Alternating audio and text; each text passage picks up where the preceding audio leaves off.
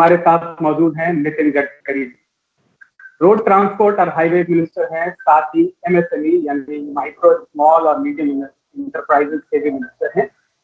मोदी सरकार के शीर्ष मंत्रियों में गिने जाते हैं, साथ ही भाजपा के अध्यक्ष भी रहे हैं, पूरी कमान संभाली है और संघ का जहां हेडक्वार्टर है राजनीति में उस क्षेत्र का प्रतिनिधित्व करते हैं। खुद कारोबारी भी रहे हैं, यानी कारोबारियों को जो मुसीबतें आ रही हैं, जो समस्याएं आ रही हैं, उसे भी अच्छी तरह से समझते हैं। तो स्वागत है गडकरी जी आपका। नमस्कार। हमारे साथ हमारे सीनियर कुलीग गिरिराज शर्मा जी भी मौजूद हैं। गिरिराज जी। हाँ, धन्यवाद मुकेश जी। नमस्कार गडकरी साहब। नमस्कार। अभी हाल में हमारे प्रधानमंत्री नरेंद्र मोदी जी ने आत्मनिर्भर भारत अभियान शुरू किया और कोरोना से जूझते इस देश को 20 लाख करोड़ के राहत पैकेज की घोषणा की। तो इस 20 लाख करोड़ के पैकेज से देश के चरमराते आर्थिक ढांचे को कितना संबल मिलेगा, और दूसरा चूंकि एमएसएमई भी आपके पास है तो एमएसएमई को भी 3 लाख करोड़ दिए गए और एमएसएमई की हालत किसी से छिपी नहीं है। निराशा में डूबा एमएसएमई क्या इस 3 लाख करोड़ के पैकेज से निराशा के भंवर से बाहर आ पाएगा? देखिए, पहली बात तो ऐसी है कि हम कोरोना के खिलाफ एक लड़ाई लड़ रहे हैं, पूरा विश्व लड़ रहा है और ये जो वायरस है इसका कोई वैक्सीन उपलब्ध नहीं है, क्योंकि ये आर्टिफिशियल वायरस है, ये नेचुरल वायरस नहीं है। दुनिया के लोग इसके लिए कोशिश कर रहे हैं कि जल्दी इसका वैक्सीन मिल जाए। अगर वैक्सीन मिल जाएगा तो स्वाभाविक रूप से हमारे सभी प्रकार के जो निर्बंध हमारे ऊपर है, बंधन है, वो सब निकल जाएंगे और तब तक हमको संभाल के चलना होगा। ये देखिए कि ये केवल भारत पर संकट नहीं है, पूरे विश्व पर संकट है। और जिस प्रकार से America, UK, USA, France, Germany, Italy, Spain, यहाँ जिस प्रकार से नुकसान हुआ है, यानी जिस प्रकार से जीव हानि हुई है, उस तुलना में भारत ने काफी बड़े प्रमाण में इसमें सफलता हासिल की है। फिर भी ये एक बहुत गंभीर संकट है। तो पहली बात तो ऐसी है कि we need to understand art of living with corona virus, यानी कोरोना वायरस के साथ जीवन जीने की पद्धति को आम हिंदुस्तानी को समझना होगा। और इसमें 3 बातें बहुत आवश्यक है। पहली बात यह है कि 2 व्यक्तियों के बीच में सोशल डिस्टेंस 1 मीटर से ज्यादा रहेगा। घर में, ऑफिस में आते जाते सैनिटाइजर का उपयोग करके हाथ साफ करें। और तीसरी बात, कहीं बाहर घूमते समय तो घूमे नहीं और घूमेंगे तो मास्क पहनकर चलें। तो ये 3 बातें बहुत आवश्यक है और इसके सिवा हम लोग सर्वाइव भी नहीं हो पाएंगे और उसके सिवा हमारा कारोबार भी नहीं कर पाएंगे। ये इसके बारे में आप जैसे प्रमुख अखबार वाले जो है, मीडिया वाले हैं, इनकी बहुत महत्वपूर्ण भूमिका है। एक सबसे पहली बात है कि मैं पिछले दिनों में, ये कहाँ गया इसका कागज है, दिनों में आप समझ लीजिए कि मैं अभी 20-22 दिन हुए मैं लगातार ये सब जो कांटेक्ट कर रहा हूँ। ये केवल 12 मार्च तक का है ना? हाँ, 12 मार्च। अभी तो मेरा 12 मार्च तक 72 मैंने वीसी की थी, अभी मेरी 104 तक हुई है। पर ये 72 वीसी 1 अप्रैल से 12 में, 1 अप्रैल से 12 मई तक, और मैं टोटल ट्विटर के द्वारा 4 करोड़ 72 लाख लोगों के पास पहुंचा और फेसबुक के द्वारा 2 करोड़ 96 लाख 1,249, यानी 7 करोड़ 68 लाख 1,249 लोगों पर मैं ये 12 मई तक ही पहुंचा था। उसके बाद अभी 2 करोड़ कम से कम हुआ होगा, 10 करोड़ तक मैं पहुंचा हूं। मैं टीवी मीडिया से मैं बातचीत की वो उसमें रखी नहीं है। एक बात मैंने ध्यान में ली, सब इसमें अलग अलग प्रकार, कोई प्लास्टिक एसोसिएशन था, कोई केमिकल एसोसिएशन था, जूते वाले थे, रेस्टोरेंट वाले थे, वेलनेस सेंटर वाले थे, ब्यूटी पार्लर, हेयर कटिंग, अलग अलग टाइप के लोगों से मिला। और मुझे सही में ग्रास रूट लेवल पर, ग्राउंड रियलिटी पर लोग कैसी कैसी समस्याओं का सामना करते हैं, इसका काफी कुछ ज्ञान भी मुझे मिला। मेरे कल्पना के बाहर मुझे जानकारियां मिली। तो एक बात मेरे ध्यान में आई कि सबसे इंपॉर्टेंट चीज है कि लोगों के मन में निगेटिविटी है, फ्रस्ट्रेशन है, निराशा है और थोड़ा सा माइंड सेटअप भी डिस्टर्ब हुआ है, साइकोलॉजिकली भी लोग डिस्टर्ब हुए हैं। और यही कारण है कि हमारे जो लेबर काम करने वाले थे, कोई साइकिल से, कोई पैदल, कोई ऑटो रिक्शा में बैठकर मुंबई से पटना की तरफ चलने लगा। ये संभावना नहीं थी, पर ये इस प्रकार से लोगों में डर और फियर पैदा हुआ। तो पहली बात तो एक ऐसी है कि हमें सभी स्टेक होल्डर्स में, जिसमें मैं मानता हूं कि माइग्रेंट लेबर से लेकर इंडस्ट्री तक, सब लोगों में पॉजिटिविटी एंड सेल्फ कॉन्फिडेंस खड़ा करना पड़ेगा कि हम इसका प्रतिकार करेंगे, हम इस लड़ाई को जीतेंगे। ये पॉजिटिविटी और आत्मविश्वास निर्माण करना इस समय देश में सबके लिए एक प्रमुख एजेंडा है और मैं आपको भी रिक्वेस्ट करूंगा कि आपके मार्फत आप जरूर इसको करते भी होंगे और आगे करिए। दूसरी इंपॉर्टेंट चीज यही है कि ये जो कोरोना की वॉर है ये तो हम जीतेंगे, पर इसके साथ इकोनॉमी की वॉर शुरू हो गई है। दुकानें बंद है, हमारे उद्योग बंद है, लोगों का रोजगार चला गया है, आर्थिक दृष्टि से लोग बहुत अड़चन में आए हैं और ये बिल्कुल सच्चाई है कि लोग बहुत बड़ा गहरा संकट महसूस कर रहे हैं। और इसलिए स्वाभाविक रूप से जब संकट आता है तो जनता एक तो भगवान से या सरकार से अपेक्षा व्यक्त करती है। अब मैं जब ये कहा तो लोगों ने मुझे कहा कि वह अमेरिका ने टोटल 2 ट्रिलियन का बजट रखा है, जापान ने अपना 12% जीडीपी इसके लिए दिया है। तो स्वाभाविक रूप से लोगों की अपेक्षा भी थी, तो मैंने उनको समझाया, देखिए जापान की इकोनॉमी और अमेरिका की इकोनॉमी में भारत की इकोनॉमी की तुलना नहीं हो सकती। फिर भी भारत सरकार ने अपने 10% ऑफ जीडीपी को यानी 20 लाख करोड़ का पैकेज जाहिर किया है। अब सवाल यह है कि ये और भी करना चाहिए, ऐसा लोग कह सकते हैं, पर आप जो इस समय एक बात आप समझ लीजिए, इस समय अड़चन में कौन नहीं है। इस समय सरकार, राज्य सरकार के पास अगले महीने तनख्वाह देने के लिए पगार नहीं है, ऐसी स्थिति है। भारत सरकार का रेवेन्यू ड्रॉप हुआ है, बैंकिंग सिस्टम बहुत स्ट्रेस से जा रही है, चैलेंज से जा रही है और विशेष रूप से एमएसएमई इंडस्ट्री बहुत तकलीफ में। हमारे जो रोजगार जिनको मिला था वो लेबर तो बहुत ही मुश्किल में, उनको खाने की स्थिति में भी अड़चने आ रही है। और इसलिए इस समय आप अखबार वालों को एडवर्टाइजमेंट बंद हो गई है, वो भी एडवर्टाइजमेंट का रेवेन्यू बंद होगा तो तनख्वाह कहां से देंगे। तो कौन इस समय लोग में हमको पॉजिटिविटी के साथ, आत्मविश्वास के साथ गुजरना होगा, कदम से कदम मिलाकर चलना होगा। ये जो अटल जी की कविता थी वो बहुत अच्छी थी। और दूसरी एक बात जरूर थी कि वो हम होंगे कामयाब, या कोशिश करने वाले की कभी हार नहीं होती। ये बातों को हमने याद में रखना चाहिए और मेरा विश्वास है कि निश्चित रूप से हम इसमें जीतेंगे, कोरोना की लड़ाई भी जीतेंगे। और ये जो आर्थिक लड़ाई है इसके बारे में अभी आपको एक संक्षिप्त में इतना ही कह दूं, इस समय मार्केट में लिक्विडिटी आनी चाहिए, कैपिटल आना चाहिए, छोटे छोटे बिजनेस से लेकर बड़े बड़े इंफ्रास्ट्रक्चर के कामों तक। और ये लिक्विडिटी आएगी तो पर कैपिटा इनकम बढ़ेगा, रोजगार की क्षमता बढ़ेगी और हमारी ग्रोथ इससे बढ़ेगी। और स्वाभाविक रूप से एक्सपोर्ट को बढ़ाना है, इंपोर्ट को कम करना है, पर यह करते समय स्वाभाविक रूप से हमारे सामने काफी संकटें भी है, कुछ मर्यादा भी है। और ये करते समय हम सबको संभलना और ये ग्रोथ को बढ़ाना होगा। और जब तक ये बढ़ाना भी, ये बड़ा चैलेंज है, ये आसान काम नहीं है। और मुझे लगता है इसके लिए 20 लाख करोड़ का पैकेज हमारी सरकार ने दिया है, तो उसी को लेकर आगे जाना पड़ेगा। सर आपने गडकरी जी गिरिराज जी पूछे। आपने शुरुआत में एक बात कही कि कोरोना वायरस नेचुरल नहीं है, ये मैन मेड है और लेबोरेटरी में बना है, और आपने कई जगह भी इसको कहा है। तो इसके पीछे सरकार के पास कुछ आधार है या सरकार ने इससे संबंधित कुछ तथ्यों को पकड़ा है?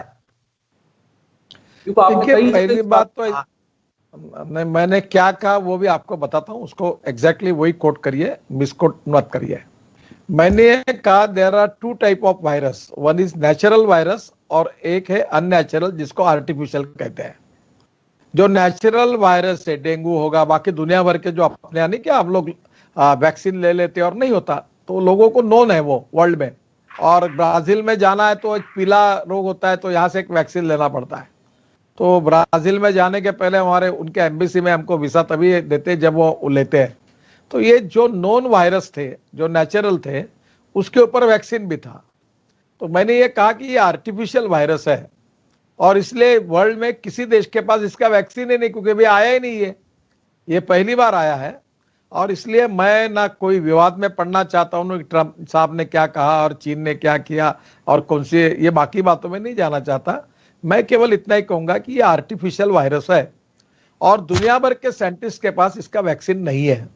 अब संभावना ये है, जो आप भी जानते हो, मैं भी जानता हूं, रोज हम लोग इधर उधर से पढ़ रहे हैं कि अनेक देशों ने इसके ऊपर रिसर्च किया है और ऐसा कहा जा रहा है कि 5-7-8 दिन में शायद इसके बारे में फाइनल टेस्ट लोगों की होकर इसके बारे में वैक्सीन आ जाएगा।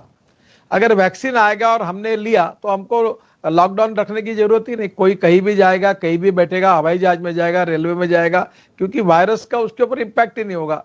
ज्यादा से ज्यादा क्या होगा, हम लोग कैंप लगाएंगे, लोगों को एक बार वैक्सीन दे देंगे और वैक्सीन देने के बाद सर्टिफिकेट लेंगे, फिर हमें कोई प्रॉब्लम नहीं है।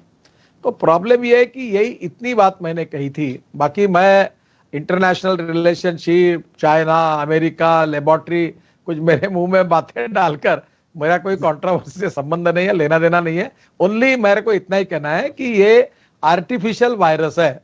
अब आर्टिफिशियल वायरस जो होता है वो नैसर्गिक नहीं है, मैंने क्या होता है ये आप समझ सकते हैं।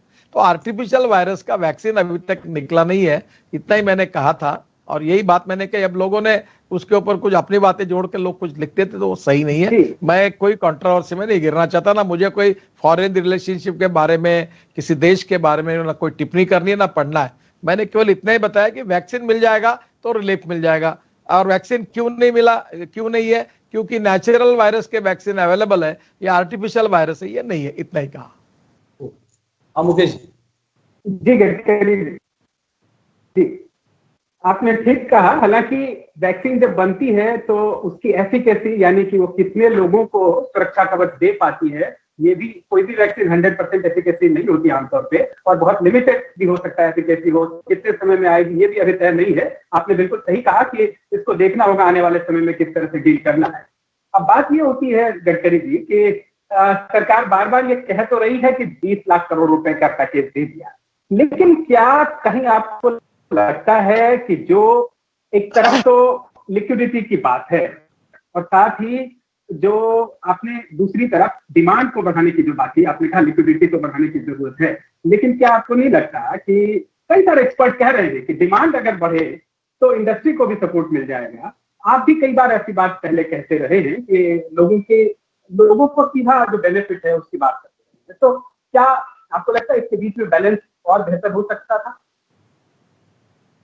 आप देखिए, पहली बात तो आप जो कुछ बोल रहे हैं वो इकोनॉमिक्स की बात कर रहे हैं और आप सबको इकोनॉमिक्स की जो बात है उसको हमको और सिंपल भाषा में एक्सप्लेन करना होगा। अब आप जो कह रहे हैं वही बात मैं कर रहा हूं। मैं आपको एक बात बताता हूं। जैसे आपके अखबार में अगर आपको 3 महीने तनख्वाह नहीं दिया गया है तो आपके पास पैसे नहीं आएंगे। उदाहरण के लिए, मुझे मालूम नहीं कहीं मैं आपका उदाहरण लिया, इसका मतलब मुझे कोई पता नहीं, तो प्रतिदिन वाले मेरे ऊपर नाराज हो जाएंगे। मैं उसके लिए नहीं कह रहा हूं, पर आपको समझो 3 महीने तनख्वाह नहीं दिया तो आपको समझो 3 महीने का तनख्वाह 3 लाख रुपए है। अगर ये 3 लाख रुपए अगर आपको मिलते तो आप घर में बच्चों के लिए कपड़े खरीदते तो कपड़े वाले को टर्नओवर चालू होता। आप किराना खरीदते तो 10-15 हजार रुपए का किराना महीने से तो 3 महीने में वो होता।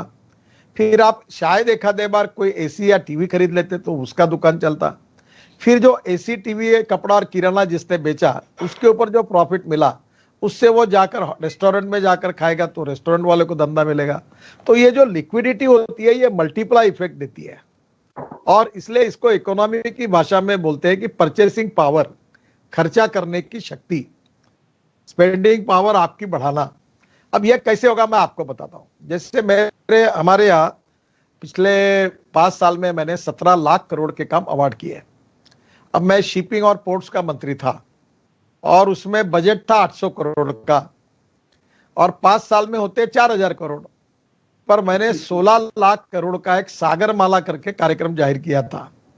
हमारे 12 मेजर पोर्ट है और मैं उस समय हमारे पोर्ट की प्रॉफिटेबिलिटी 7000 करोड़ हुई, इफिशियंसी बढ़ी वर्ल्ड स्टैंडर्ड की तुलना में हमारे पोर्ट हो गए, और वो पोर्ट के क्रेडिट पर मैंने पैसा खड़ा किया, पोर्ट ने काम किया, और 16 लाख करोड़ सागरमाला में जो कार्यक्रम था 6.5 लाख करोड़ के काम पूरे भी हुए। अब प्रॉब्लम क्या आता है कि मैं जब जिनको इकोनॉमिक्स नहीं समझ बोलते गडकरी झूठ बोल रहा है, 800 करोड़ का बजट है तो 4000 बिल्कुल करोड़ ठीक बात आपने जी, अलग अलग मंत्रालयों में ये चीजें करके दिखाई हैं, इसीलिए आप सबसे सही व्यक्ति हो सकते हैं। मैं थोड़ा सा एक बात कंप्लीट कर दूं। अब मैं रोड सेक्टर में भी काफी काम राजस्थान में भी हुए, आपको पता है। अब मेरे पास कभी पैसे की कमी नहीं थी। अब हमारा जो एनएचए है उसको AAA रेटिंग वर्ल्ड के एजेंसी ने दिया हुआ है, और हमारा टोल का इनकम 28,000 करोड़ है, और इस साल के एंड तक हम 40,000 करोड़ होंगे, और मैं 5 साल में इसको 1 लाख करोड़ करूंगा। अब मैंने क्या किया, ये इनकम के साथ मार्केट से पैसा खड़ा किया। अब मैं World Bank, ADB, pension fund, insurance fund, BRICS bank सबकी इन्वेस्टमेंट लाने वाला हूं, और मैंने ये तय किया है कि 2 साल में मैं 15 लाख करोड़ के काम अवार्ड करूंगा। ये कठिन है, ये मेरा कमिटमेंट नहीं है, ये टारगेट है। अगर ये पूरा भी हो सकता है, पूरा भी नहीं हो सकता है। 2 साल के बाद आप देखना, अगर नहीं हुआ तो बोल देना कि गडकरी टारगेट नहीं पूरा कर सका, पर ये टारगेट है, दैट नॉट कमिटमेंट। तो अभी आपको मैं बताता हूं ये क्या होगा। अगर मैं ये पैसा लाकर मार्केट में कॉन्ट्रैक्ट को दूंगा तो steel, cement, construction equipments, labour, सबको रोजगार मिलेगा, इंजीनियर को काम मिलेगा, तो मार्केट की लिक्विडिटी बढ़ेगी। जिनको रोजगार मिलेगा वो पैसा दूसरा खर्चा करेंगे, वो तीसरे के पास, वो चौथे के पास। तो ये जो मल्टीप्लाई इफेक्ट होता है उसको लिक्विडिटी बढ़ाने से होगा। अब 20 लाख करोड़ भारत सरकार के, फिर 20 lakh crore public private investment से, 10 लाख करोड़ कम से कम राज्य सरकार के इंस्टीट्यूट से, ऐसे 50 लाख करोड़ अगर इंडियन इकोनॉमी में पंप हो जाएंगे तो हमारा जो इकोनॉमी का व्हील है, जो चक्र है, वो गतिशील बनेगा, और उसके कारण फिर से एक बार राहत मिल सकती है। उपाय यही है कि जब तक कैपिटल इन्वेस्टमेंट, फॉरेन इन्वेस्टमेंट हमारे देश में नहीं आएगी, जब तक हमारे कारण परचेसिंग पावर आम आदमी की नहीं बढ़ेगी, तब तक हमारा ये जो इकोनॉमी है मल्टीप्लाई नहीं होगी। और इसलिए हमको इस समय मार्केट में लिक्विडिटी लाने के बाद, परचेसिंग पावर बढ़ने के बाद आर्थिक चक्र गति से घूमेगा, और यही कोशिश सरकार ने की है। अब सभी इंफ्रास्ट्रक्चर में, water, power, transport, communication, road, shipping, ports, inland waterways, इन सब सेक्टर में पब्लिक प्राइवेट इन्वेस्टमेंट लाकर पढ़ना पड़ेगा। और अब जैसे ये पैसा आएगा, अभी राजस्थान है, आपका इकोनॉमी टूरिज्म पर है। अब समझो ये कोरोना थोड़ा सा डाउन हो जाएगा और सबके पास पैसे आएंगे, तो लोग राजस्थान घूमने के लिए आएंगे, जयपुर घूमने के लिए आए, ताजमहल घूमने के लिए आएंगे, तो पैसा स्पेंड करेंगे, होटल में रहेंगे, रेस्टोरेंट में जाएंगे, गाड़ी में बैठेंगे, टैक्सी करेंगे, बस में बैठेंगे, तो इकोनॉमी आपकी बढ़ेगी। अब जैसे टूरिज्म है, टूरिज्म भी ऐसा सेक्टर है जिसमें 49% कैपिटल इन्वेस्टमेंट एम्प्लॉयमेंट पोटेंशियल के लिए खर्चा होती है। तो जिस दिन टूरिज्म बढ़ेगा उस दिन राजस्थान को बेनिफिट मिलेगा। तो दिस इज द वे कि जो हमारी इकोनॉमी का चक्र गतिशील बनाने का ये सोच रखकर प्रधानमंत्री जी ने टोटल जीडीपी का 10%, 20 लाख करोड़ हमारे लिए ये पैकेज दिया है। जी, इसमें सोच ये है कि अगर कंपनियों को देंगे वहां से सैलरीज के थ्रू और कॉन्ट्रैक्ट्स के थ्रू वो नीचे तक जाएगा, लेकिन सवाल फिर वही है कि क्या जो सीधे आम आदमी की जेब में देने की बात है, जो 500 रुपए दिए भी गए, जो प्रधानमंत्री गरीब कल्याण के लिए 500 रुपए दिए गए, उसमें आप अगर जोड़े 30 दिन में, और अगर एक फैमिली में 5 लोग हैं, हर रोज 3 रुपए 37 पैसे होते हैं गडकरी साहब, तो क्या आपको लगता है कि वो थोड़ा और बढ़ा दिया जाए अभी ऐसे समय में? जो जनधन खाताधारी महिलाएं हैं उनको अगर 500 रुपए दिए गए महीने के, 2 महीने 3 महीने से दिए जाएंगे, क्या लगता है वो थोड़ा सा और अगर बढ़ा देते तो वो परचेज करेंगे, उन्हीं कंपनियों को फायदा होगा? क्या ये भी एक हो सकता था? देखिए, पहली बात तो ऐसी है कि प्रधानमंत्री जनधन योजना में जो 35 करोड़ लोग आते हैं उनको ऑलरेडी पैसा दिया गया, फिर महिलाओं के निकालकर उनको भी पैसा दिया गया। अब रेशन के भंडार, गेहूं चावल खुला कर दिया। हमारे पास 3 साल तक रहेगा, हमका रिक्वायरमेंट पूरी करेगा इतना गेहूं और चावल है, रखने के लिए जगह नहीं है, तो हमने वो भी बड़े प्रमाण पर मार्केट ओपन करके, भंडार के दरवाजे ओपन करके सब जगह अनाज बांट दिया, अनाज दे दिया। अब प्रश्न ऐसा है कि एक तरफ अभी जो एमएसएमई है, अभी आप देखिए कैसा इफेक्ट होता है। हमने 3 लाख करोड़ हमारे यहाँ एमएसएमई को मिले हैं, जिनका लोन 25 करोड़ तक है और टर्नओवर 100 करोड़ तक है, उनको विदाउट कोलैटरल, कोई एडिशनल गारंटी ना मांगते हुए, कोई फीस ना लेते हुए, उनको हमने ये जो है 45 लाख एमएसएमई को 3 लाख करोड़ बांट दिए, उनका 20% वर्किंग कैपिटल बढ़ा दिया। अब उनके हाथ में पैसा आएगा तो वो रॉ मटेरियल खरीदी करेंगे, मशीन खरीदी करेंगे, प्रोडक्ट तैयार करेंगे, तो नेचुरली लेबर को काम मिलेगा, लेबर के हाथ में पैसा जाएगा। तो ये आगे अगर ऐसा ये जो पैसा जाएगा, इससे राजस्थान सरकार को, उत्तर प्रदेश सरकार को अगर ये टर्नओवर होगा तो सेल टैक्स मिलेगा, जीएसटी मिलेगा, तो ये मल्टीप्लाई इफेक्ट होता है। तो 3 लाख करोड़ ये 45 लाख एमएसएमई को गया। फिर इसमें साथ हमने 31 मार्च तक 6 लाख एमएसएमई को रिस्ट्रक्चर किया था जो अड़चन में थे। फिर ये डेट मैंने 31 दिसंबर तक बढ़ाई और उसके बाद में अभी 25 लाख एमएसएमई रिस्ट्रक्चर होगी। पर हमने और किया कि जो सबऑर्डिनेट डेट फंड था वो 20,000 करोड़ दिया। अब उसमें एनपीए नॉर्म्स के हिसाब से जो इंडस्ट्री का रिस्ट्रक्चरिंग नहीं होता उनको ये 20,000 करोड़ में से हम सरकार के द्वारा इक्विटी देंगे और वो उनके नाम में बैठकर वो रिस्ट्रक्चरिंग होगा। इसमें 2 लाख एमएसएमई को फायदा होगा। फिर एक फंड ऑफ फंड हमने 10,000 करोड़ किया है, उसमें अदर बाकी फंडों को जोड़कर 50,000 करोड़ एक इक्विटी इंफ्यूजन का लाया। अभी एमएसएमई स्टॉक एक्सचेंज होगी, जो अच्छी एमएसएमई है, जो एक्सपोर्ट करती है, जिसको AAA रेटिंग है, उनको हम कैपिटल मार्केट में जाकर वो अगर अपनी इक्विटी के लिए शेयर इकट्ठा करते हैं, अगर वो 50 करोड़ का शेयर अगर जाते हैं मार्केट में, तो एमएसएमई स्टॉक एक्सचेंज, ये जो मेजर स्टॉक एक्सचेंज है उसमें एक एमएसएमई स्टॉक एक्सचेंज हो, ये हमारी कल्पना है। और अगर वो 50 करोड़ खड़ा करना चाहते हैं तो 7.5 करोड़ भारत सरकार देगी। फिर हमने एनबीएफसी को पैसा दिया, उनको ताकतवान बनाया। और मुझे लगता है इसी से ही अभी आपको देखो, ये एनबीएफसी है, ये जितने आपके ट्रक, टैक्सीज, छोटे छोटे लोगों को एनबीएफसी फाइनेंस कर रही है, अब इनकी भी ताकत बढ़ा रहे हो। अभी हमने निर्णय ऑलरेडी किया था कि district cooperative bank, urban cooperative bank, multi state cooperative bank, state cooperative bank, इनको भी अब एमएसएमई की योजनाओं का अभी वो भी कर सकते हैं, तो उसका व्याप्ति बढ़ा दी। एनबीएफसी को भी दे दिया, तो अब लोग सब छोटे छोटे उद्योगों को फाइनेंस करेंगे और इससे इकोनॉमी गतिशील बनेगी, ऐसी कोशिश है।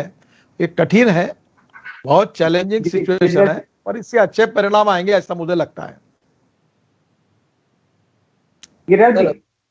अभी आपने एमएसएमई 3 लाख करोड़ के पैकेज से किस तरह आगे बढ़ेगा, आपने बहुत अच्छी बातें बताई, लेकिन इसी से जुड़े 2 सवाल ये निकलते हैं कि क्या इस 3 लाख करोड़ के पैकेज से एमएसएमई की कैश की जो सीधी समस्या है वो सुलझ पाएगी, और दूसरा ये कि लोन के मोर्चे पर एमएसएमई सेक्टर हमेशा निराश रहा है। कोई भी बड़ा बैंक छोटे कारोबारियों को लोन देने में हिचकता है। तो क्या अब वित्त मंत्री जी की जो अभी हाल की घोषणाएं हैं, इसके बाद हालात बदलेंगे? क्या बड़े बैंक छोटे कारोबारियों को लोन आसानी से देंगे? इसीलिए पहले दूसरा सवाल है आपका, उसका जवाब देता हूं। केवल नेशनलाइज्ड बैंक और सीडीबी, ये 2 ही केवल एमएसएमई को लोन देती थी। अब district cooperative bank, urban cooperative bank, NBFC, multi state cooperative bank, ये सब देंगे, तो उसका दायरा बढ़ाया गया, तो नेचुरली कंपटीशन होगी और लोन अवेलेबल होगा। दूसरी इंपॉर्टेंट चीज है कि ये 3 लाख करोड़ अगर मिलेंगे, अब मुझे बताइए कि आप एक इंडस्ट्री है, एक कारपेट बनाने वाली जयपुर में इंडस्ट्री है और उनका वर्किंग कैपिटल 10 करोड़ का है, और इस समय वो तकलीफ में, ना रॉ मटेरियल खरीद पा रहे, ना माल बना पा रहे, अड़चन में, ना एक्सपोर्ट ऑर्डर भर पा रहे, क्योंकि उनके पास वर्किंग कैपिटल नहीं है। अब 10 करोड़ का वर्किंग कैपिटल होगा 12 crore immediately without collateral guarantee, और उसके बाद ये जो 12 करोड़ बनेगा, जो 2 करोड़ एडिशनल आएगी, उससे उसकी गाड़ी चालू हो जाएगी तुरंत। फिर वो मार्केट से रॉ मटेरियल खरीदी करेगा, फिनिश प्रोडक्ट तैयार करेगा और एक्सपोर्ट शुरू करेगा और प्रॉफिट कमाएगा। तो फिर वो जो गाड़ी अटकी हुई है वो शुरू हो जाएगी। ये जो 2 करोड़ है ये मार्केट में आएंगे, यानी जितने एमएसएमई का वर्किंग कैपिटल जो था उसमें 20% बढ़ के आएगा, तो नेचुरली वो वर्किंग कैपिटल, ऐसा है पैसा कहीं बैठता नहीं शांति से, पैसा घूमते रहता है। आपके जेब से निकला मेरे जेब में जाएगा, मेरे जेब से निकला उसके जेब में जाएगा। तो ये जो पैसे का, लक्ष्मी का जो भ्रमण है, ये सबसे इंपॉर्टेंट है इकोनॉमी के लिए, और ये निश्चित रूप से शुरू होगा। अब ये स्थितियां कठिन भी है, इससे हमको जो जो उपाय योजना वो करके आगे जाना होगा। एक्सपोर्ट को बढ़ाना होगा, इंपोर्ट को कम करना होगा, पर कैपिटा इनकम जीडीपी बढ़ाना होगा, और जो tribal, agriculture, rural 115 aspirant districts है, जो पिछड़े हुआ क्षेत्र है, जैसे उस क्षेत्र में हमको ज्यादा ध्यान देना पड़ेगा। और ये प्रायोरिटी हमारी है। और मैंने एमएसएमई में, जब आप आगे सवाल पूछेंगे तो मैं उसको जवाब भी दूंगा। जी गिरिराज जी। सर, मैं इस बातचीत को वापस थोड़ा सा पीछे लेके जा रहा हूँ। अभी थोड़ी देर पहले जब हम बात कर रहे थे तो आपने ये कहा था कि मजदूरों में और नौकरी पेशा में अनिश्चितता और असुरक्षा और अविश्वास का सा माहौल है और इसको हम पॉजिटिविटी के साथ हम बढ़ा सकते हैं। लेकिन इन सब के बीच में जो अभी बात चल रही है वो है पे सिक्योरिटी की। तो आपको क्या लगता है कितना जरूरी है ये पे सिक्योरिटी? कौन सी सिक्योरिटी कह रहे हैं? पे सिक्योरिटी, जो एमएसएमई तनख्वाह नहीं दे पा रही, कंपनी तनख्वाह नहीं दे पा रही। तनख्वाह देखिए, उसमें ऐसा है, देखिए हम लोगों की मांग ये थी कि ये जो फंड है अपना ईएसआई का, वो कम से कम 80,000 करोड़ है, उसमें 3 महीने की सैलरी देनी चाहिए, ऐसी मांग थी। अब ऐसा देना है क्या, ऐसा देना, ये EPF support August 2018 crore benefit for business and workers to provide liquidity relief, estimated 3,67 units, 3,67,000 units with 72.2 lakh employees to benefit. ये पैसा उनके पास जाएगा। Second, EPF contribution reduce to 10% for 3 month. ये जो ईपीएफ का जो कंट्रीब्यूशन था इंडस्ट्री का, वो हमने 10% फॉर 3 मंथ करके रिड्यूस किया, वही उनका फायदा हो गया, वो पैसा सरकार भर रही है। That liquidity support of ₹6,759 crore हम ये इंडस्ट्री के ऑन बिहाफ भर रहे हैं। तीसरी बात, to benefit 6.5 lakh establishment covered under EPFO and 4.3 employees, 4 crore 3 lakhs employees of such organization with additional funds at hand. तो ये हमने उसमें से किया है। सैलरी के बजाय इस प्रकार से वो पैसा हमने ऑलरेडी दिया है, जो एक प्रकार से उनके पास पहुंचने वाला है। अच्छा सर, अभी गिरिराज जी, अभी सरकार ने क्या है कि छोटी कंपनियों का आकार बढ़ाने की बात भी कही और माना यह गया है कि छोटी कंपनियों का आकार बढ़ाने से क्या है कि उनमें निवेश आ सकेगा। बैंक लोन की गारंटी की बात भी कही गई है। तो क्या आपको लगता है कि अब शेयर बाजार की जो लिस्टेड कंपनियां हैं और निवेशकों का भरोसा भी छोटी कंपनियों की ओर बढ़ेगा? देखिए, मैं बीच में आज ही मैंने सुबह एक्सपोर्ट काउंसिल के जो चैम्बर है उनके साथ मेरा इंटरेक्शन हुआ। आप राजस्थान में भी पता करिए और देश में भी ऐसी कंपनियां छोटी छोटी जो 300, 400, 500 करोड़ का एक्सपोर्ट कर रही है और इनमें बहुत क्षमता है। जैसे अभी आपको मैंने एक को अवार्ड दिया, एक महिला को, वो 700 करोड़ का एक्सपोर्ट करती है। आपके जो राजस्थान में जो जूती बनती है ना, वो अलग अलग प्रकार के डिजाइन की वगैरह, उसका वो काम मुंबई में उनको मैंने अवार्ड दिया था। अब देखो इसमें क्या था कि हमने 14 साल से ये बदला नहीं था। अब ये भी समझ लीजिए कि डेफिनेशन कैसे बदली है। अब ये एमएसएमई की डेफिनेशन जो पुरानी थी उसमें क्लासिफिकेशन में मैन्युफैक्चरिंग सेक्टर और सर्विस एंटरप्राइज अलग अलग थे और माइक्रो में पहले इन्वेस्टमेंट थी 25 लाख रुपए और टर्नओवर था 10 लाख रुपए। अभी हमने किया है माइक्रो में इन्वेस्टमेंट 1 करोड़, 4 गुना बढ़ाई है और टर्नओवर किया 5 करोड़, ये कम से कम 50 गुना बढ़ा है।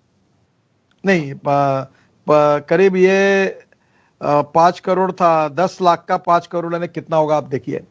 अब दूसरी बात, स्मॉल स्केल सेक्टर था जिसमें मैन्युफैक्चरिंग का इन्वेस्टमेंट था 5 करोड़ का और टर्नओवर था 2 करोड़ का। अब हमने किया है इन्वेस्टमेंट 10 करोड़ की, दुगनी की, और टर्नओवर किया 50 करोड़ यानी 25 गुना बढ़ाया।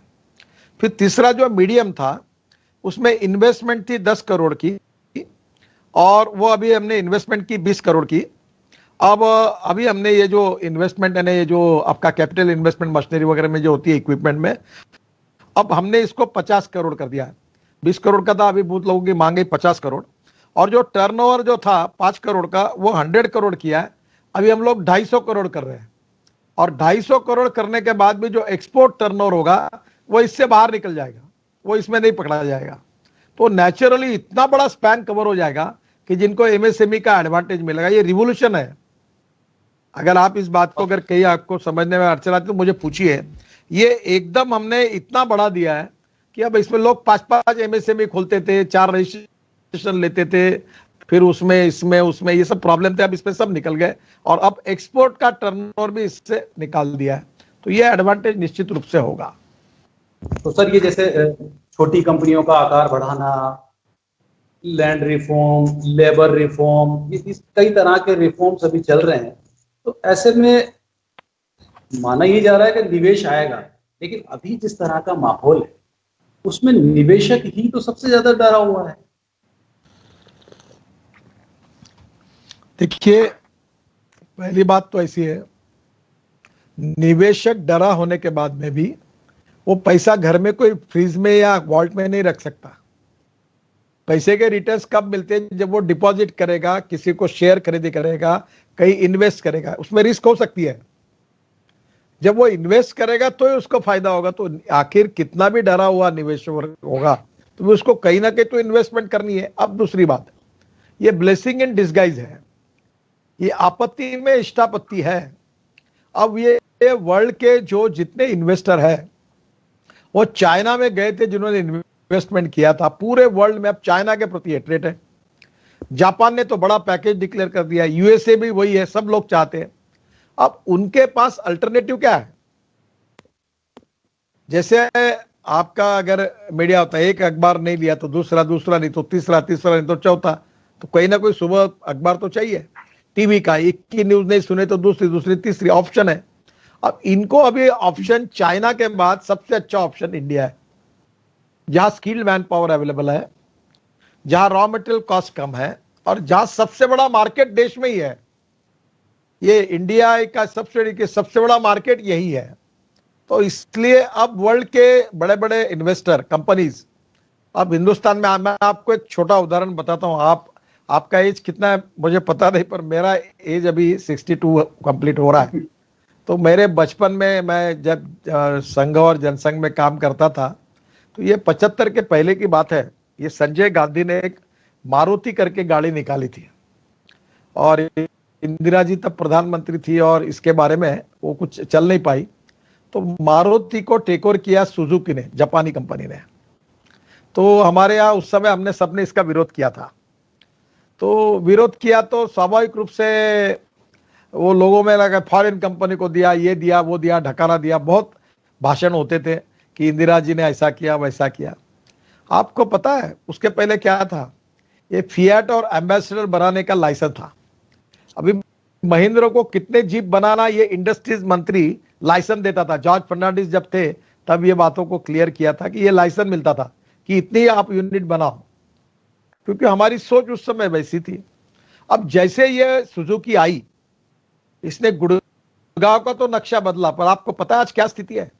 अभी हमारा टर्नओवर 4,50,000 करोड़ हमारा ऑटोमोबाइल सेक्टर का टर्नओवर है और वर्ल्ड के सबसे बेस्ट ब्रांड मर्सिडीज से लेकर BMW से लेकर वॉल्वो से लेकर सब दुनिया भर की, टोयोटो, होंडा, सब हिंदुस्तान में आए, हुंडई सब आए। और अब हमारा टर्नओवर जो 4.5 लाख करोड़ का है, उसमें से बजाज और टीवीएस जो हमारी इंडियन कंपनी है, ये 50% बाइक एक्सपोर्ट कर रही है। आप श्रीलंका और साउथ अफ्रीका में जाएंगे तो आपको बजाज, महिंद्रा, टाटा, इनके ट्रक, इनकी बसेस दिखती है। अब मुझे बताइए, इसमें से 1,45,000 करोड़ का एक्सपोर्ट है। मैं इसका मंत्री हूं ट्रांसपोर्ट का। अब ये इतनी बड़ी इंडस्ट्री जो है, इन्होंने देश में सबसे ज्यादा रोजगार अगर किसी ने दिया है तो ऑटोमोबाइल सेक्टर ने दिया है। आप मुझे बताइए कि अगर फिएट और एम्बेसडर का वही गाड़ियां वैसी रहती और वही लाइसेंस राज रहता और ऑटोमोबाइल का कभी अपग्रेडेशन नहीं होता, फॉरेन इन्वेस्टमेंट नहीं आती, कंपनियां नहीं आती, तो क्या 4.5 लाख करोड़ का टर्नओवर होता? क्या हमारे राज्य सरकार और भारत सरकार को रेवेन्यू मिलता?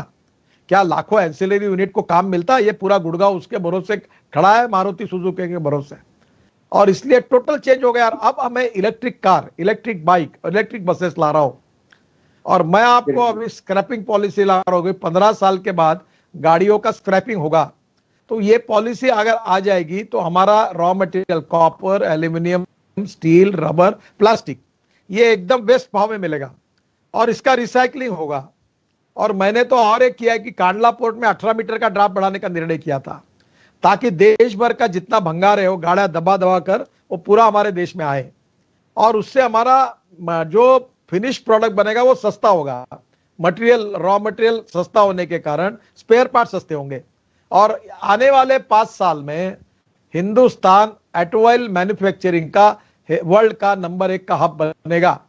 अभी आप हमारे बीपीटी जाओ मुंबई पोर्ट पर, 3.5 लाख यूनिट्स एक्सपोर्ट हुए, कार, बसेस, ट्रक। आप टुटीकोरिन जाओ, 5.5 लाख। अब ये ट्रैक्टर, ट्रक, बसेस एक्सपोर्ट, इसकी एंसिलरी किसकी है? छोटे छोटे लोगों की है। इनको रोजगार क्यों मिला? क्योंकि ये एक्सपोर्ट बढ़ा।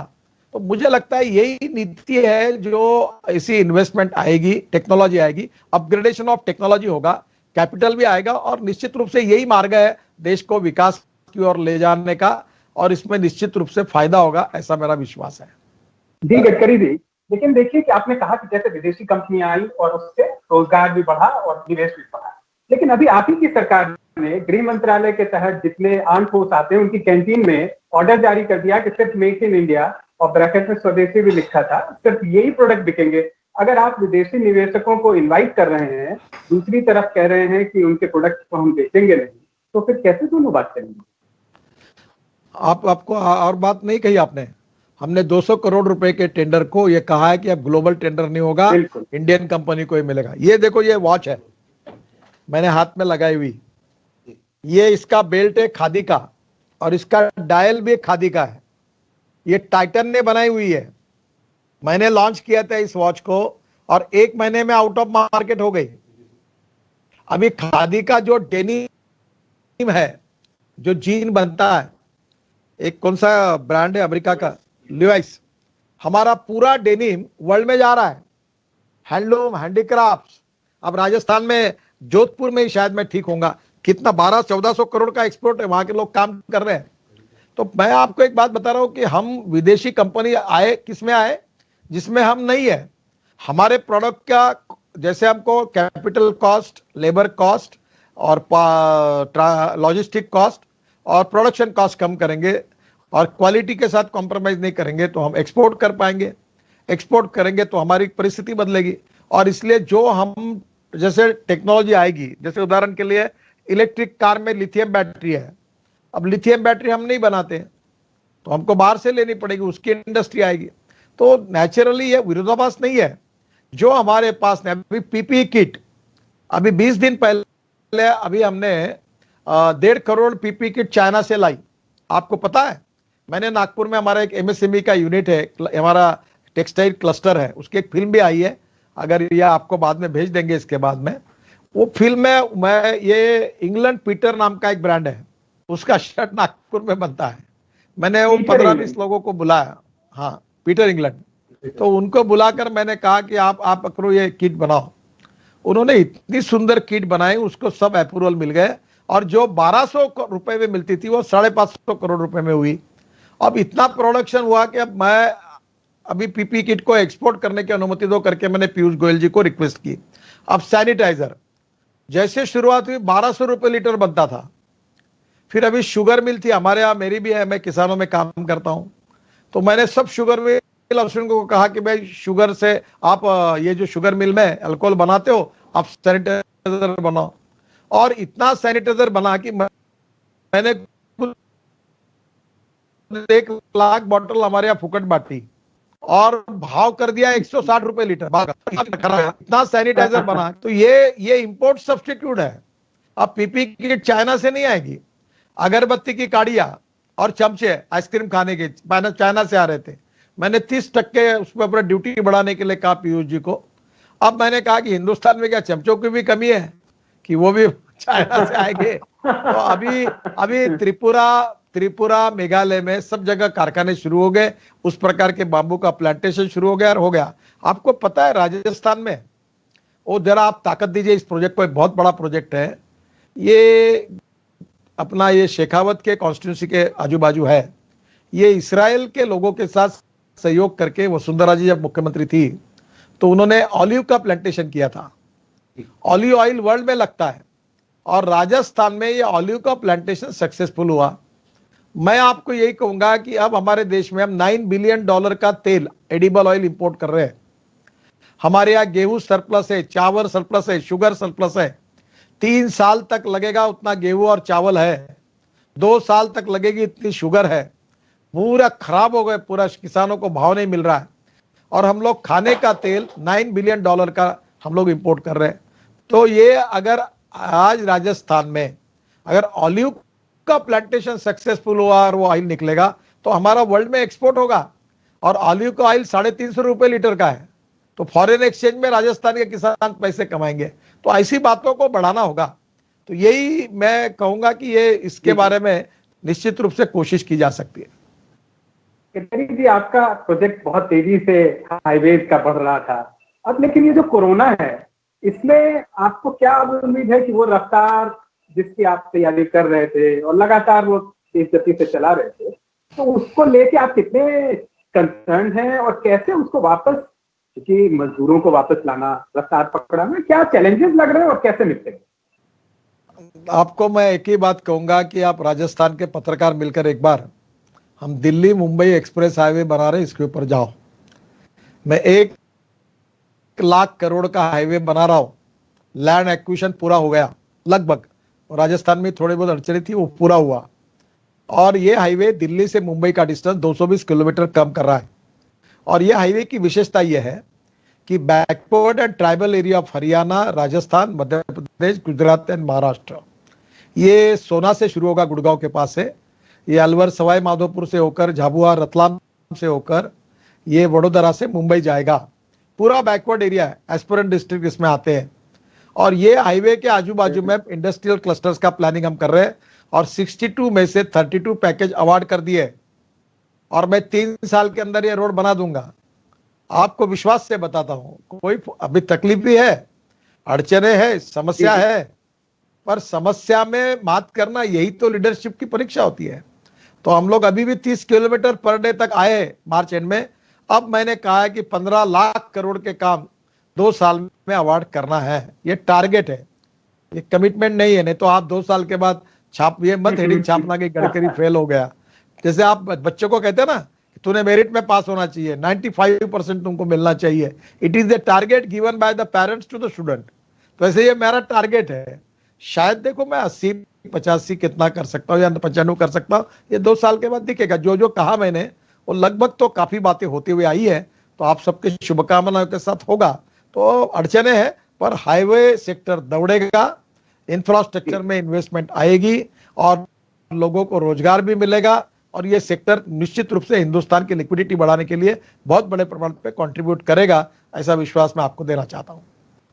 बिल्कुल सर, बिल्कुल। सड़कों जी गिरिराज जी, हाँ, कोशिश बहुत सही कहा सर आपने, कोशिशें ही कामयाब होती हैं। अभी आपने स्क्रैप पॉलिसी का जिक्र किया था और अभी कुछ समय पहले आपने कहा भी था कि हम बहुत जल्द स्क्रैप पॉलिसी की घोषणा करेंगे, और आपने ये भी बताया था कि वित्त मंत्रालय की ओर से क्लियरेंस मिलने में देरी है। तो क्या लगता है कब तक ये स्क्रैप पॉलिसी आ जाएगी सर? देखिए, ऐसा है कि ये बात बिल्कुल सच है कि 2 साल से मैं कह रहा हूं और इसको मैं नहीं कर पा रहा हूं। इसमें कैसा है कि एक आदमी अपनी पुरानी गाड़ी को स्क्रैप करता है, तो मैंने ये कहा था कि सरकार उसके ऊपर कोई इंसेंटिव दे, राज्य सरकार और भारत सरकार। फिर उसमें ऐसा है कि जो जीएसटी नई गाड़ी लेते हैं तो ये इसके उसमें अगर जो पुराने गाड़ी का सर्टिफिकेट देगा उसको जीएसटी में कुछ कंसेशन दे तो ही लोग करेंगे स्क्रैपिंग। फिर ये जो नए मैन्युफैक्चरर है जो सब है, वो अगर सर्टिफिकेट लेके कोई जाता है तो उसको कुछ डिस्काउंट दे। तो ये सबसे बात करवाते करवाते कोई मुझे सफलता नहीं मिली और ये 2 साल तक मामला लटका हुआ रहा था और इसमें यूनानिमिटी नहीं बन पाई। तो मैं इस बात में 2 साल की देरी को बहुत बड़ी देरी मानता हूं और मैं स्वीकार करता हूं कि इसमें देरी हुई है। पर अभी मैंने उसमें पॉलिसी चेंज कर दी और अभी मेरे सेक्रेटरी, मैं यहाँ से मॉनिटरिंग करता हूँ, बातचीत करता हूँ तो लगभग अब लोग हम कुछ कॉम्प्रोमाइज करके जल्दी ही एक पॉलिसी, मैं जैसे दिल्ली आऊंगा, मैं भी नागपुर में हूं, मैं इसका फाइनल निर्णय करके जाहिर करूंगा। जो मैं चाहता था वो होना कठिन लगता है मुझे, तो हमने उसमें कॉम्प्रोमाइज करके मार्ग निकाला है और मेरे सेक्रेटरी उसके ऊपर काम कर रहे हैं। मैं दिल्ली जैसे जाऊंगा ये पॉलिसी फाइनल हो जाएगी। हाँ मुकेश जी। जी, एक और सवाल आता है कि चाहे बसें हो या दूसरे पब्लिक ट्रांसपोर्ट हो, अभी जब इन्फेक्शन बहुत तेजी से फैल ही रहा है, ऐसे में शुरुआत जब हुई थी तब आपकी मिनिस्ट्री की ओर से काफी सारे गाइडलाइंस आए और काफी उपयोगी भी रहे। हालांकि कुछ समय बाद तो पब्लिक ट्रांसपोर्ट बंद हो गया। अब जो ये इन्फेक्शन का खतरा अभी आने वाले कितने समय बना रहेगा, उसको कैसे निपटेंगे, उसको लेके क्या प्लानिंग है? ये पब्लिक ट्रांसपोर्ट में इन्फेक्शन का खतरा, पब्लिक ट्रांसपोर्ट यानी रेलवे, बस और एयरपोर्ट यानी हवाई जहाज, इसके बारे में निर्णय होम मिनिस्ट्री गाइडलाइन दे के करेगी। प्रधानमंत्री जी सभी राज्य के मुख्यमंत्रियों से बातचीत करते हैं और इसलिए इसके बारे में अधिकृत घोषणाएं वही कर पाएंगे, मैं कुछ बता नहीं पाऊंगा। पर मेरा इतना ही इसमें से कहना है, जो व्यक्तिगत मेरा मत है, मैं उन डिपार्टमेंट की बात नहीं कर रहा हूँ क्योंकि इसके साथ एमएसएमई भी जुड़ी हुई है, छोटे छोटे लोगों के उनका धंधा जुड़ा हुआ है। तो मुझे लगता है कि पहली बात तो ऐसी है कि जैसे हम जाते समय मेडिकल सर्टिफिकेट ले लें कि कोरोना नहीं है।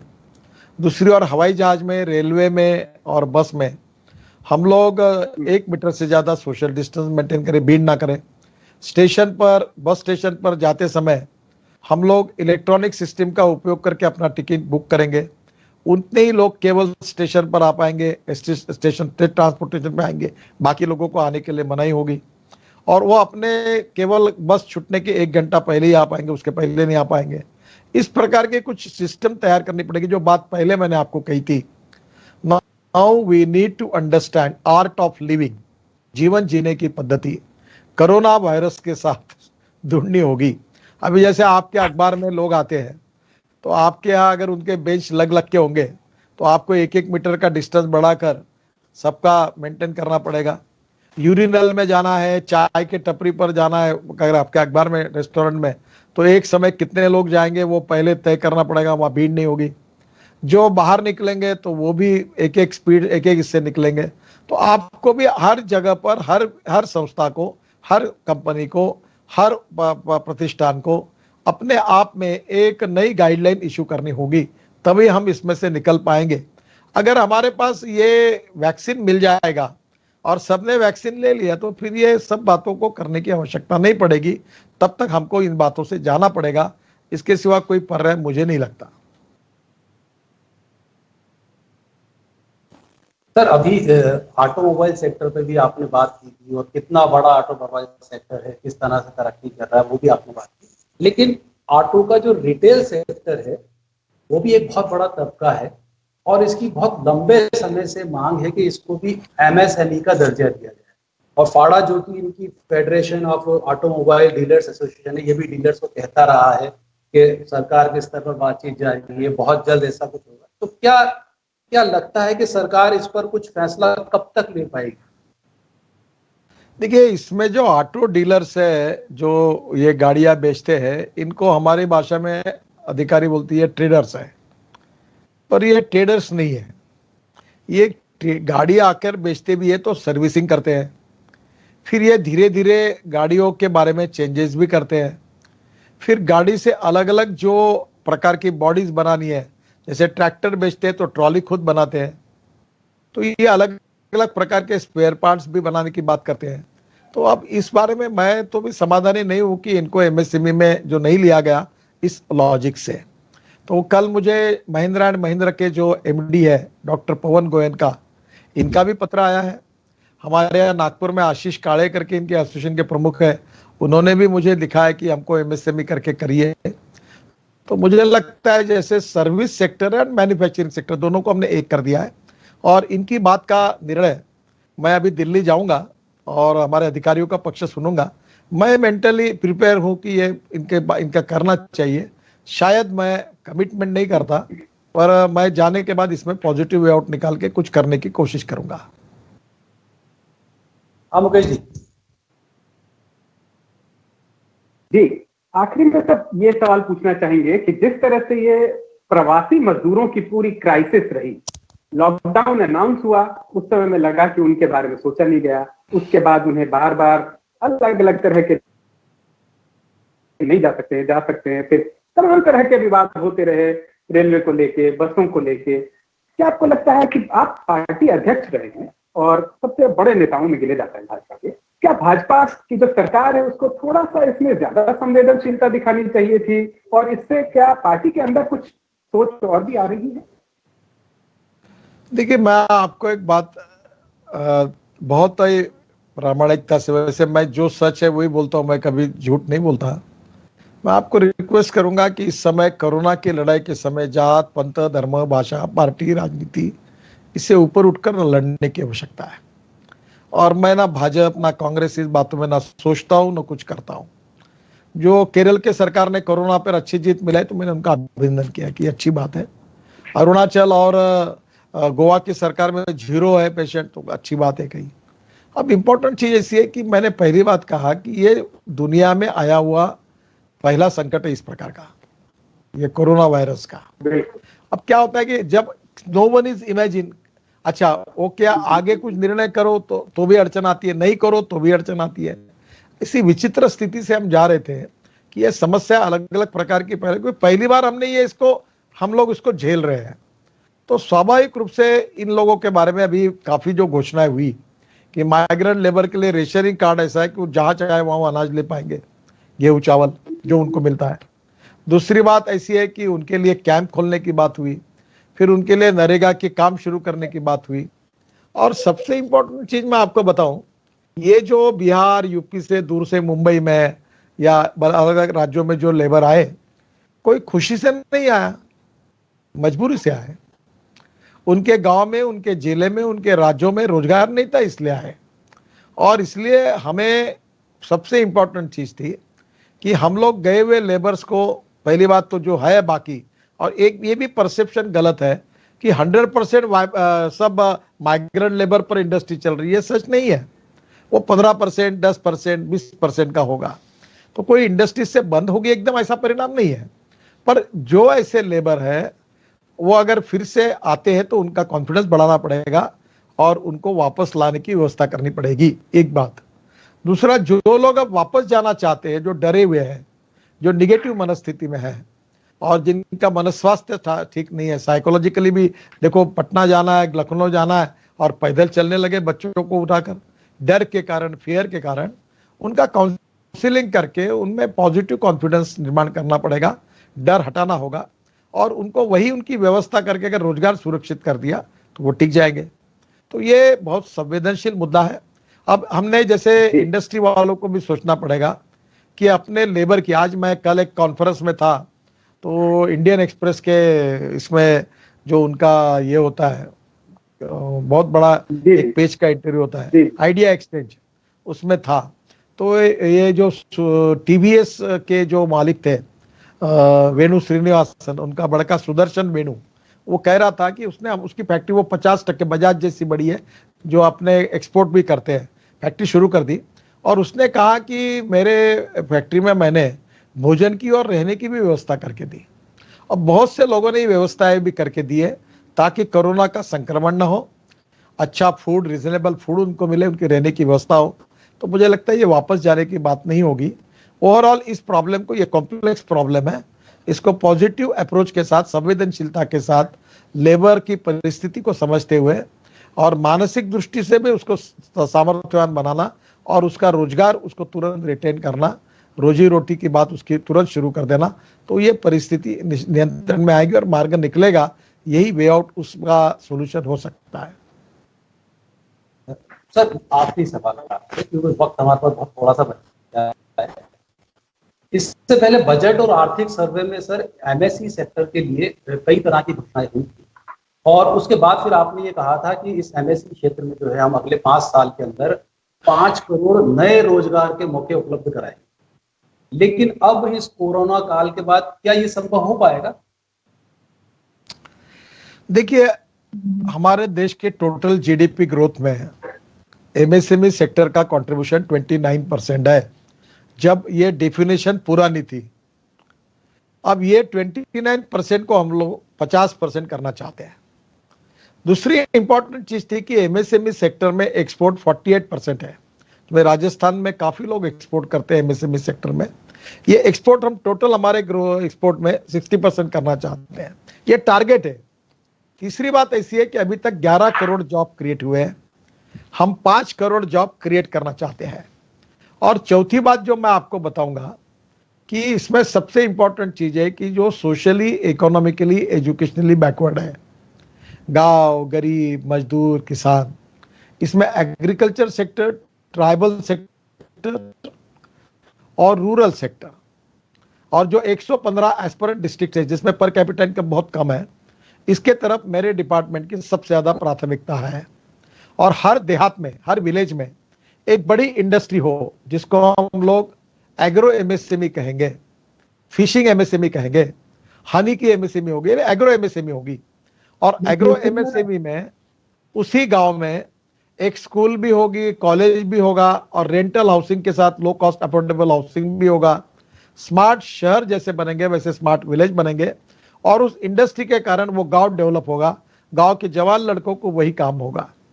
तो इस प्रकार का एक योजना अब तैयार कर रहे हैं, काफी कुछ फाइनलाइज हुई है। और ये एग्रो एमएसएमई, ये मेरे हिसाब से अभी हमारा टर्नओवर विलेज इंडस्ट्री के नाम से 88,000 करोड़ का था। अब ये टर्नओवर 2 साल में 5 लाख करोड़ का करना है। आपको पता ही है हमारे यहाँ ताड़ी माड़ी जो नीरा मिलती है सुबह, वो जो पेड़ से चढ़ के निकालते हैं, तो उसके अभी 200 क्लस्टर हम तैयार कर रहे हैं। हनी का उत्पादन 10 गुना बढ़ा रहे हैं। बांबू से कपड़ा बनाने की बात कर रहे हैं। हनी का बिस्किट बना रहे हैं। हमारे यहाँ वर्धा में विनोबाजी भावे के आश्रम ने प्रेरणा लेकर ये हनी, गाय का घी और गाय का दूध, इससे एक बिस्किट बनाया है और वो बड़ा पॉपुलर है। तो अब हमने मदर डेयरी को ये काम दिया, उन्होंने बनाया उसको अलग अलग फ्लेवर पर, और वो वर्ल्ड में एक्सपोर्ट हो सकता है। 100% गाय का घी, गोरस पाक उसका नाम है, गाय का घी, हनी और दूध गाय का। अब ये इससे गाय का दूध को, घी को, हनी की इकोनॉमी में 10 गुना बड़ी करना चाहता हूं। तो स्वाभाविक रूप से ये, जैसे मैंने घड़ी बताई, कारपेट बताया, अब राजस्थान का हैंडलूम, हैंडीक्राफ्ट को मैं ताकत देना चाहता हूं ताकि ये एक्सपोर्ट करे। तो ये 5 लाख करोड़ की विलेज इंडस्ट्री करने का हमारा एक टारगेट है। फिर से मैं क्लियर कर दूं, there is a difference between target and commitment. और अब इस टारगेट को सामने रखकर पूरे ताकत के साथ काम करेंगे। 5 साल के बाद आप भी हिसाब कर लेना, फिर मेरी मुलाकात कभी लेना। अगर सक्सेस हुआ तो ठीक है, नहीं हुआ तो मैं अपने फेलियर को भी स्वीकार करूंगा। अरे सर, बस आखिर में, क्योंकि वक्त लगभग पूरा हो चुका है, मुझे बहुत सारे मैसेजेस, गिरिराज जी एक मुझे बहुत सारे मैसेजेस मुझे मिले हैं, और उसमें मैं विषय से हट करके लाइट मूड का एक सवाल लेना चाहता हूँ। बहुत लाइट मूड का है, और ये मैनेजमेंट स्टूडेंट्स हैं, इनका एक ग्रुप है जिन्होंने मुझे ये सवाल भेजे हैं कि साहब आपने बहुत भारी भरकम सवाल कर लिए, कुछ लाइट मूड के सवाल भी आप मुझसे कर दीजिए। तो अगर आप इजाजत दे तो मैं वो कुछ सवाल आपसे कर लूँ। सर, ये पूछना चाह रहे हैं, मौजूदा समय में आपका पसंदीदा नेता कौन है? मैं समझ में नहीं पाया। एट प्रेजेंट में कौन सा ऐसा लीडर है जो आप, जिससे आप सबसे ज्यादा पसंद करते हैं? देखिए, मेरे लाइफ में जो मैं जिनसे इंस्पायरेशन मिला है उसमें अटल बिहारी वाजपेयी, जॉर्ज फर्नांडिस, बाल ठाकरे, नानाजी देशमुख और बाला साहेब देवरस। वर्तमान में नरेंद्र मोदी हमारे सबसे लोकप्रिय नेता है, और हम सब लोग उनको नेता के रूप में मानते हैं और उनको स्वीकार करते हैं।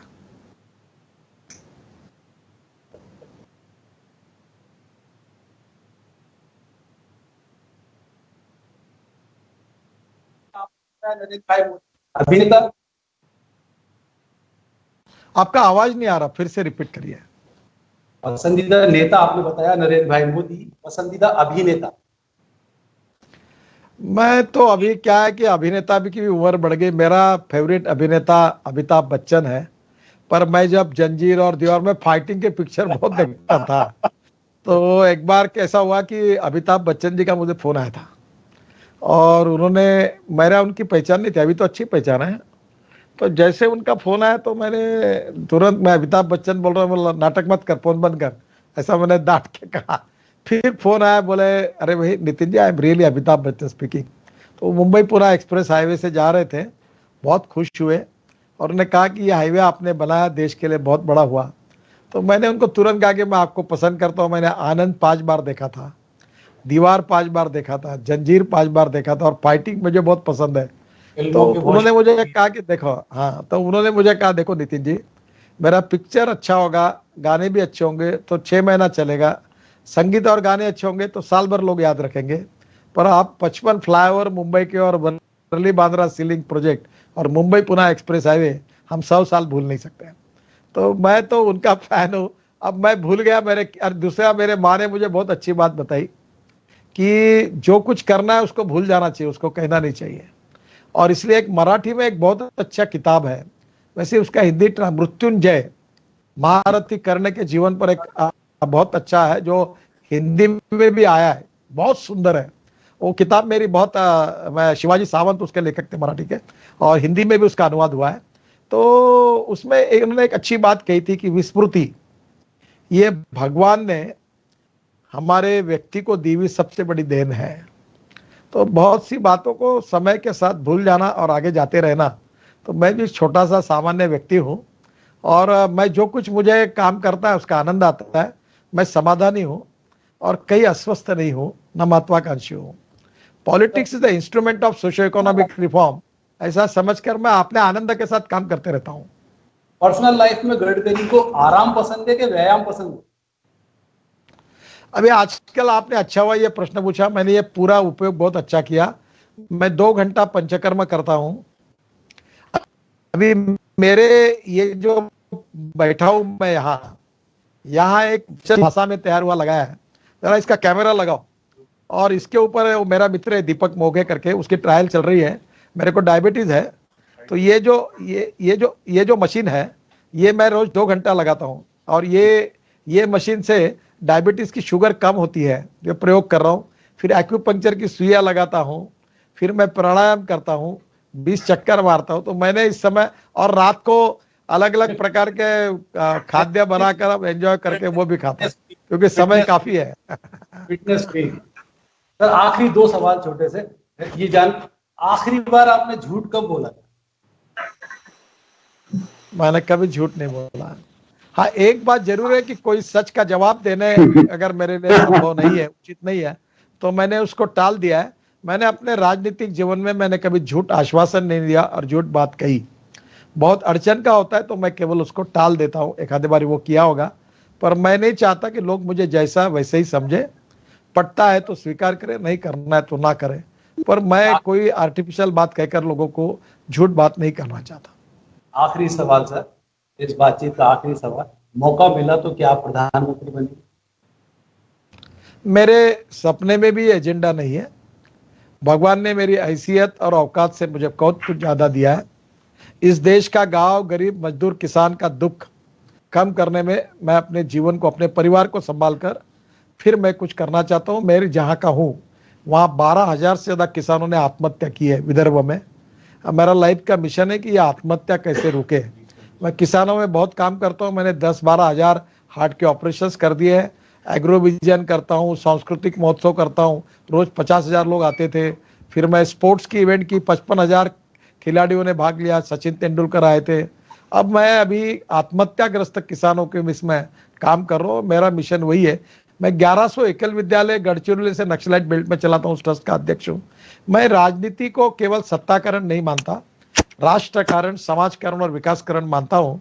और मैं अपने जीवन में मैं कोई बहुत बड़ा तपस्वी, त्यागी, समर्पित नेता नहीं हूँ। अपना घर परिवार को संभाल कर इस गरीबों के आंसू पूछना, यही मेरे लिए आनंद का विषय। और आप आखिरी में आपको एक बात बताता हूँ कि मैं जब बचपन में साइकिल रिक्शा में बैठकर जाता था, तो जब चढ़ाव पर वो खींचता था, 3-3 लोग बैठते थे, मेरे आंखों में आंसू आते थे।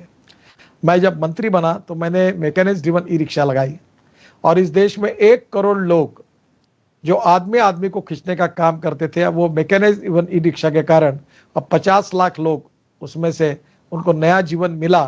तो मैं अक्सर मानता हूँ कि कोई एक्सप्रेस हाईवे या कोई टनल या कोई बड़ा रास्ता ये मेरी अचीवमेंट नहीं है। ये 50 लाख गरीब लोगों को मैंने साइकिल रिक्शा से मुक्ति पे मैकेनाइज्ड इवन ई रिक्शा दी, that is the great achievement of my life. तो मैं अपने अपने बस्ती में जीता हूँ, चलते रहता हूँ। बहुत बहुत धन्यवाद। बिल्कुल जी। तो ये नितिन गडकरी जी जिन्होंने हमारे सभी सवालों के पूरी बेबाकी के साथ जवाब दिया, जैसा कि इनका नेचर है, जैसा कि हर बातचीत में हमेशा खुलकर बोलते हैं, दिल से बोलते हैं। आज भी इन्होंने हर सवाल का जवाब दिया, खुलकर जवाब दिया, कहा कि कैसे इन्हें उम्मीद है कि सड़क परिवहन को लेकर इनके जो एम्बिशियस प्रोजेक्ट हैं वो कैसे पूरा होंगे। कहना है कि जब वोकल फॉर लोकल की बात करती है और साथ ही जब फॉरेन इन्वेस्टमेंट भी तेजी से बढ़ाने की बात करती